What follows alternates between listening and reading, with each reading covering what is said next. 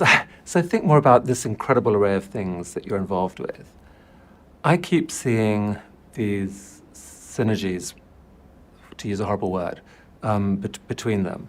You know, for example, the robots you're building from Tesla could possibly be pretty handy on Mars, Sure. Doing some of the dangerous work and so forth. I mean, maybe there's a scenario where your city on Mars doesn't need 1 million people, it needs 500,000 people and 500,000 robots. Sure. And that's a possibility. Maybe the Boring Company could play a role helping create some of those subterranean dwelling spaces that you might need. Yeah. Back on planet Earth, it seems like a partnership between Boring Company and Tesla could offer an unbelievable deal to a city to say, we will create for you a 3D network of tunnels populated by robo-taxis that will offer fast, low-cost transport to anyone. You know, full self-driving may or may not be done this year, and in some cities, like somewhere like Mumbai, I suspect won't be done for a decade. Some places are more hard. challenging than others. But yes. today, with what you've got, you could put a 3D network of tunnels under there. Oh, if it's just in a tunnel, that's a solved problem, basically. Exactly. Full self-driving is a solved problem. So to me, there's amazing synergy there.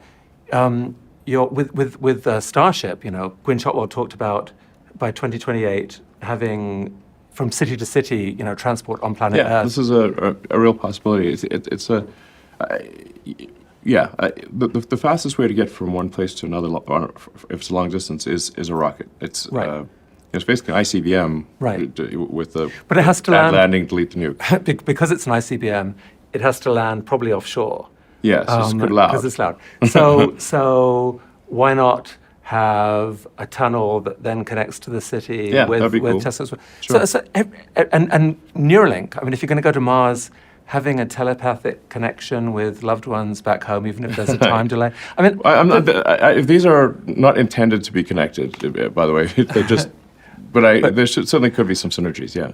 Surely there is a growing argument that you should actually put all these things together into one company and just have a company devoted to creating a future that's exciting and let 1,000 flowers bloom. Have you been thinking about that?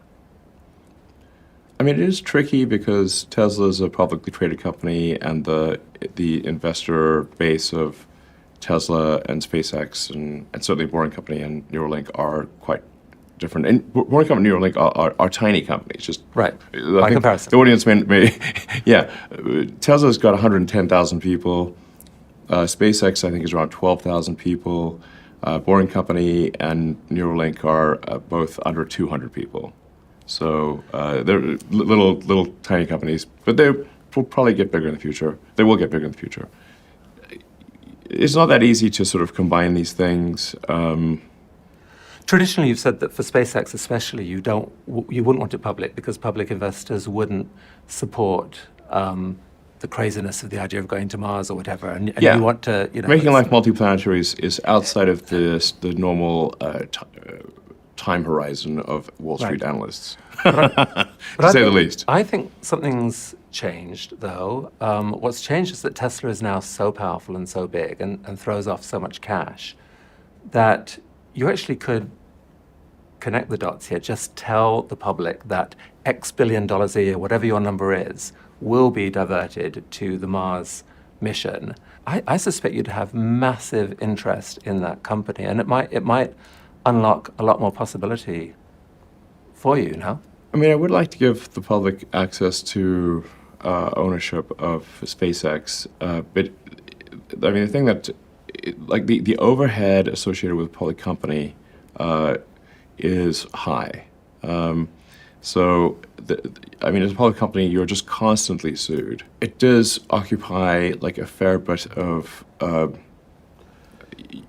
time and effort to deal with these things. Right, but you would still only have one public company. It would be bigger and have more things going on. But instead of being on 4 boards, you'd be on 1. I'm actually not even on the Neuralink or Boring Company boards. Oh well. Okay. Yeah, and I don't really attend the SpaceX board meetings. We only have 2 a year, and I just stop by and chat for an hour. The board overhead for a public company is much higher.